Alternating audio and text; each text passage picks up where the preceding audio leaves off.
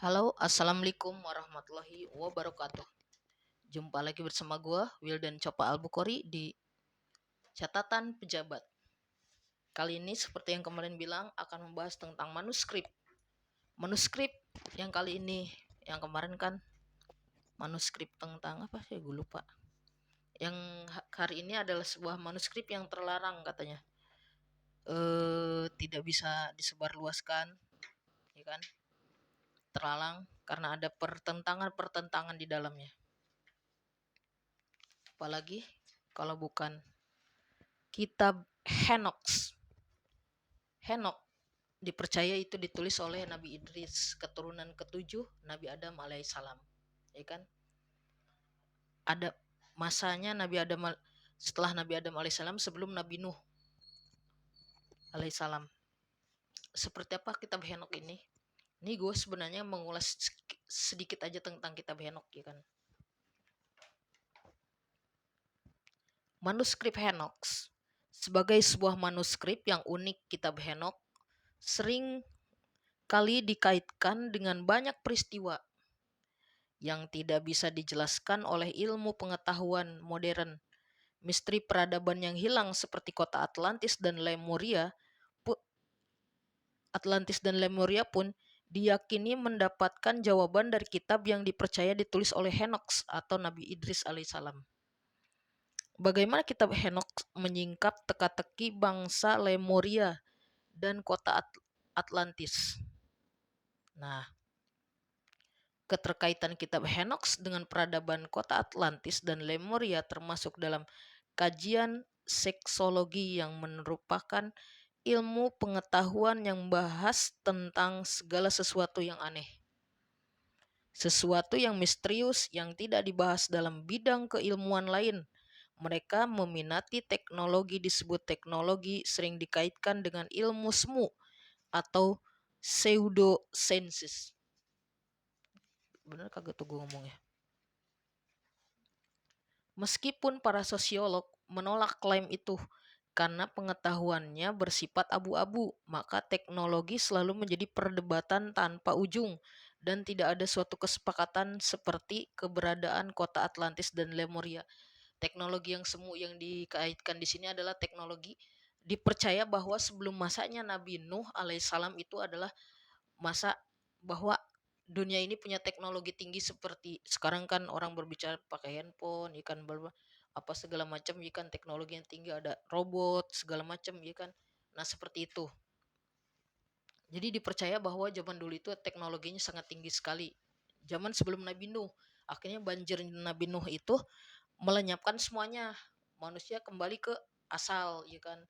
Sebagai gitulah pokoknya. Kita baca lagi aja.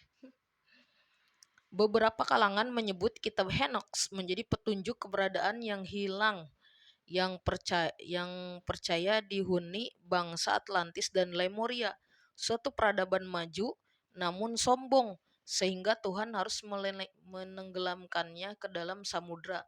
Lalu bagaimana dengan Lemuria? Sama seperti Atlantis, Lemuria juga diyakini eksis di zaman kuno namun memiliki peradaban yang mengagumkan. Lemuria merupakan peradaban kuno yang muncul terlebih dahulu sebelum peradaban Atlantis. Para peneliti menempatkan Lemuria di sekitar periode 75.000 sebelum Masehi hingga 1000 sebelum Masehi. Tuh. Jadi seperti itu, bahwa ada katanya dicatat di kitab apa tadi Henoks tadi bahwa di jam Nabi Adam bukan manusia pertama yang ada di muka bumi ini, ya kan? Sementara di situ dipertanyakan, katanya nih, gue kagak kagak karena ini kitab terlarang, katanya kagak kagak baca gue juga dari ulasan-ulasan orang, ya kan? Ada beberapa yang mengatakan bahwa ketika Kobil dan Hobil itu dibunuh kan, bunuh terus dia kemana lagi, kenapa dia bisa berkembang biak, ya kan gitu. Nah kan dijelasin di video-video gue yang lama tuh, kalau masih ada, yang tentang sejarah sejarah pertamanya adanya pelacur kan, bahwa si Hobil itu mereka tuh pisah gak begitu jauh, cuman antara bukit dan bawah, atas bukit dan bawah bukit ya kan. Terus setelah menangis lama, akhirnya tidak pernah bersentuhan lagi antara Adam dan Hawa. Akhirnya Hawa melahirkan anak tunggal, jadi gak kembar lagi kan, sebelumnya kembar-kembar, akhirnya melahirkan anak tunggal, akhirnya dinikahkan dengan si anak yang harusnya sama Hobil itu, ikan yang pasangan sebenarnya udah pergi itu karena udah membunuh saudaranya. Akhirnya mereka lah berkembang biak di situ, ikan pokoknya mereka pergi berdua tuh, ikan pergi berdua ke bawah ke bukit, kalau gak salah ya waktu itu, nanti gue buka lagi atau linknya nanti gue cantumin di sini. Akhirnya yang satu nih yang tinggal menikah dengan adiknya yang baru lahir itu, yang tidak kembar. Berkembang biaklah mereka. Nah, dari kalangan yang lahir tunggal ini lahirlah Nabi Sid. Ikan Nabi Sid melahirkan, punya anak lagi hingga akhirnya punya anak lah Henox, ya kan, Nabi Idris ini. Jadi Nabi Idris ini keturunan ketujuh Nabi Adam. Jadi cucunya Sid, Nabi Idris ini.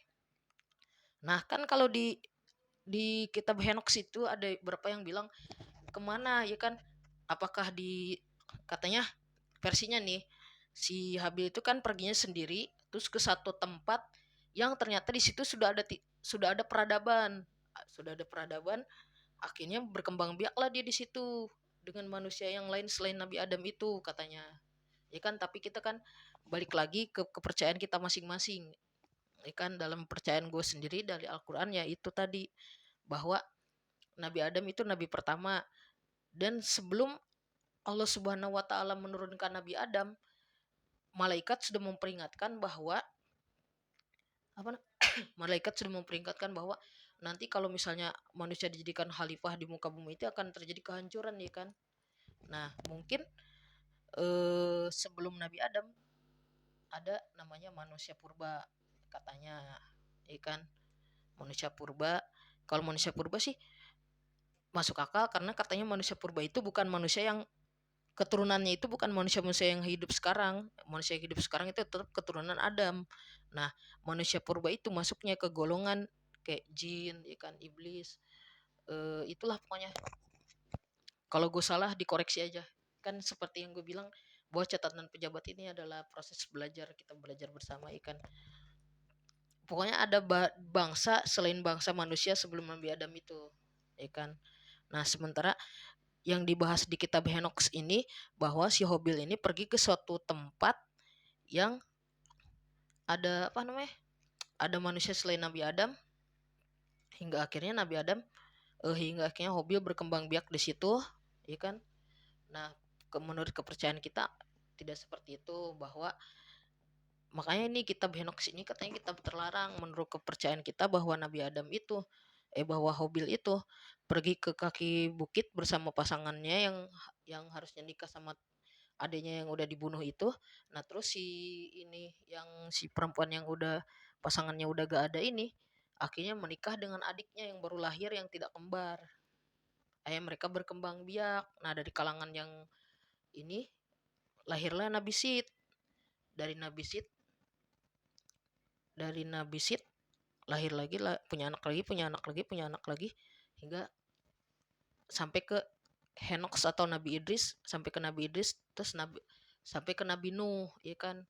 Nabi Nuh sendiri terjadi banjir besar itu karena ya tadi yang dibahas gitu, atas kesombongan dia kan.